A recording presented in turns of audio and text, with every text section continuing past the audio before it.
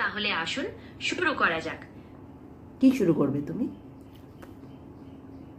এবার মুরগির গলটিকে খুব ভালো করে দই, তুমি আদা, মুরগির গলটিকে না, আমার গলটিকে কি করবে তুমি বলতে পারো? গলাটিকে কি টিপে দেবে?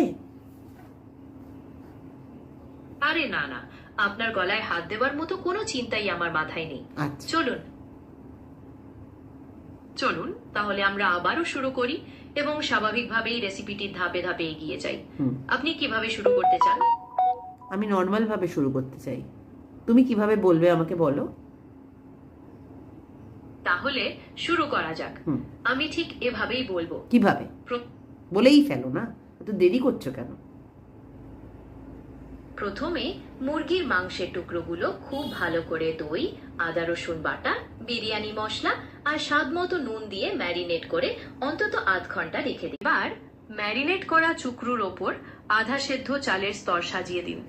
ওপর থেকে একটু ঘি আর অবশ্যই গোটু আর পিবি দিয়ে দিন, যাতে বিরিয়ানিটার স্বাদ। বাবা, তোমার এই গোটু, পিবি, পিটুনি নাকি একটা চিটুনি বললে, তারপরে পটাশ, বাবা আমি দুম পটাশ হয়ে যাচ্ছি এত সব শব্দ শুনে।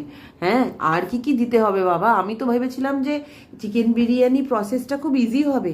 এ তো আমার মাথা ঘুরছে রীতিমতো। আমার তো লোকে সবাই বাড়িতে খেয়ে তো পেট খারাপ হবে যা মনে হচ্ছে। আমি বুঝতে পারছি আপনার কেমন লাগছে। আপনার কথা মতো এবার ওপরে কিছুটা গোটু আর পটাশি ছড়িয়ে দিন। তোমার মাথা খারাপ হয়ে গেছে। গোটু আর পটাশ তোমার মাথায় এই যে ঢুকে গেছে না, এর থেকে বের করো। বের করে একদম পরিষ্কারভাবে আমাকে বলো যে আমি চিকেন বিরিয়ানি কি করে তৈরি করব।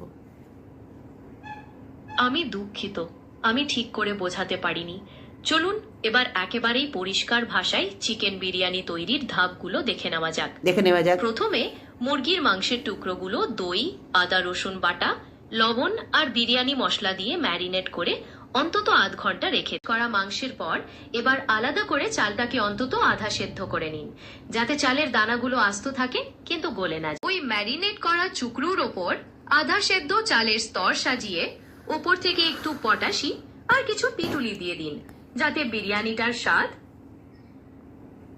বলো, আমি শুনছি। যতক্ষণ না ওপরে যাব তোমার তো শান্তি হবে না, তাই পিটুনি, পটাশ, চিটুনি বলতে থাকো। ঠিক আছে, তাহলে আমি ওই শব্দগুলো ব্যবহার করতে। কি অভদ্র গো! আমি যে বললাম আমি ওপরে চলে যাব, তাতে তোমার কোনো দুঃখই হলো না? আমি সত্যি দুঃখিত, আপনার কথা শুনে আমার খারাপ লাগছে। আহারে, পরে আপনি ওপরে কিছুটা ভাজা পেঁয়াজ বা বেরেস্তা আর জাফরান